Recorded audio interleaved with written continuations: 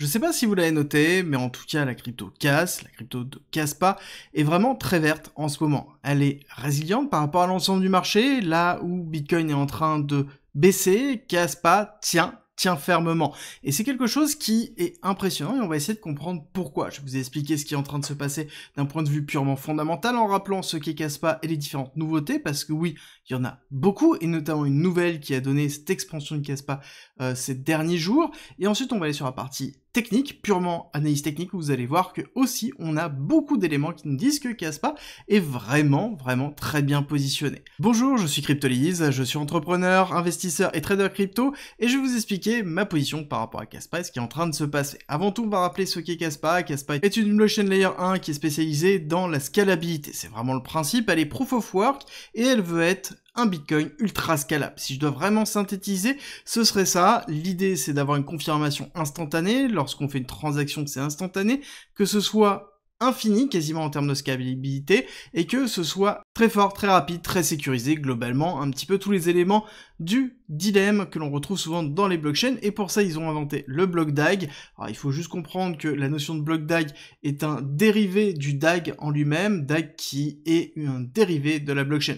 La blockchain, c'est des blocs qui sont les uns après les autres, tout simplement, et le bloc DAG, et le DAG, c'est une forme de transaction qui ressemble à ce que l'on voit ici, c'est-à-dire une multiplicité de blocs qui sont plus ou moins interconnectés entre eux, mais qui ne sont surtout pas les uns après les autres. On peut en avoir plusieurs pour ensuite les regrouper et les consolider, ce qui permet d'avoir une scalabilité énorme. À côté, on se retrouve au niveau de Kaspa dans un fair launch, dans quelque chose qui est miné directement en proof of work. On voit bien l'émission de Kaspa qui augmente et qui diminue drastiquement. Ça vous rappelle quelque chose? C'est normal, c'est exactement la même typologie d'émission que l'on retrouve au niveau du Bitcoin. C'est un petit peu l'idée qui est derrière justement Kaspa, sauf que il y a quelque chose qui a changé depuis un certain temps. C'est le fait que, historiquement, il n'y avait pas de smart contract, mais comme je vous l'avais dit, il y a déjà un peu de temps, c'était obligatoire qu'il allait avoir des smart contracts. Et oui, ils ont annoncé qu'ils allaient commencer à travailler sur la réflexion de l'implémentation des smart contracts, maintenant qu'ils viennent de terminer leur migration en Rust.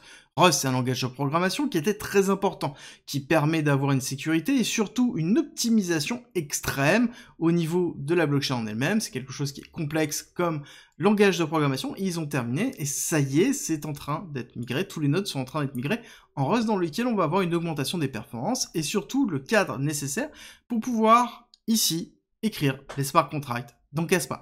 Ça veut dire quoi concrètement? Ça veut dire qu'on va avoir de la finance décentralisée qui va arriver sur Kaspa, et ça va arriver même plus rapidement que prévu, parce qu'on est en train de voir Casplex qui est en train de se mettre en place.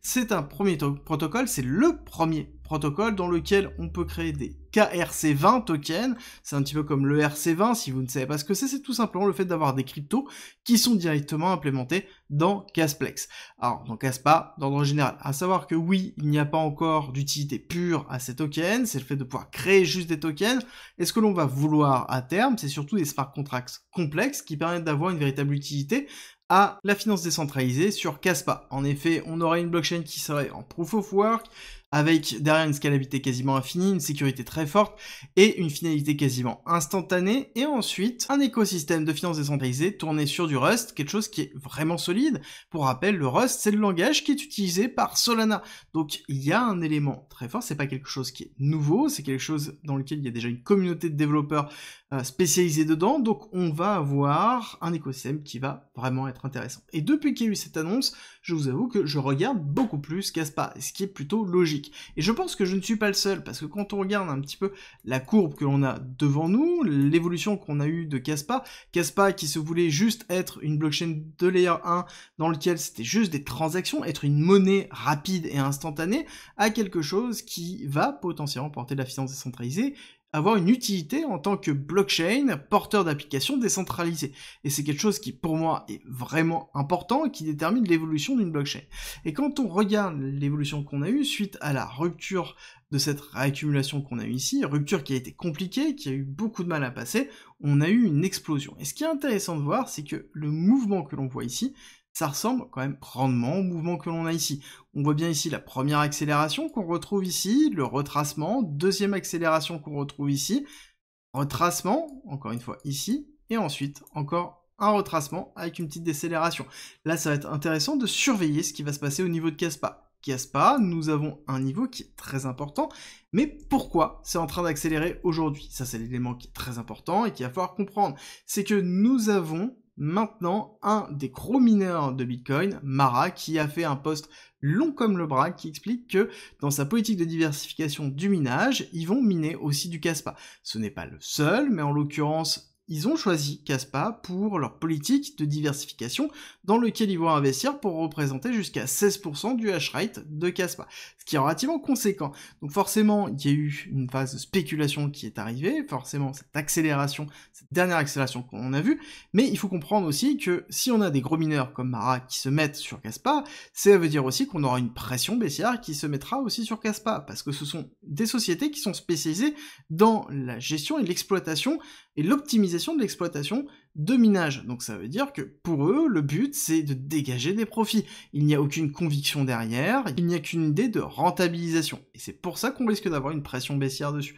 Néanmoins, techniquement, on est dans quelque chose qui est très propre, surtout qu'on a un Bitcoin et un ensemble d'altcoins qui chutent. Pendant ce temps-là, je vous rappelle que nous avons ici un Kaspa qui pousse très fortement. Le meilleur moyen de voir ça, il suffit simplement de rajouter Total 3, donc qui représente la totalité des cryptos en dehors de Bitcoin et d'Ethereum sur le graphique. Pour ça, on va choisir une nouvelle échelle de prix, et vous allez voir qu'on a une nouvelle courbe qui se forme, et on voit que c'est totalement différent. Là où on a un Total 3 qui est en train de s'effondrer, on le voit bien, ici on a un Kaspa qui pousse et qui maintient très fortement le cours, et qui maintient sa résistance par rapport à Bitcoin très fortement. Donc on a une crypto qui est résiliente par rapport à tout ce qui se passe sur l'ensemble des cryptos, et notamment sur Bitcoin. Ça veut dire aussi qu'on a un attrait très fort. Ça ne veut pas dire qu'on va continuer à pumper, mais en tout cas, ça sous-entend qu'on maintient un niveau suffisamment fort ici, dans lequel on peut zoner pendant que on ait une résolution sur l'ensemble des autres cryptos, et notamment sur Bitcoin. Je pense qu'on aura à un moment donné un rejet ici pour aller recharger encore une fois, et retester une partie qui va être certainement cette imbalance qui se trouve là entre 0,13 et 0,12 pour ensuite réaccumuler et aller retester encore une fois la partie supérieure pour repartir.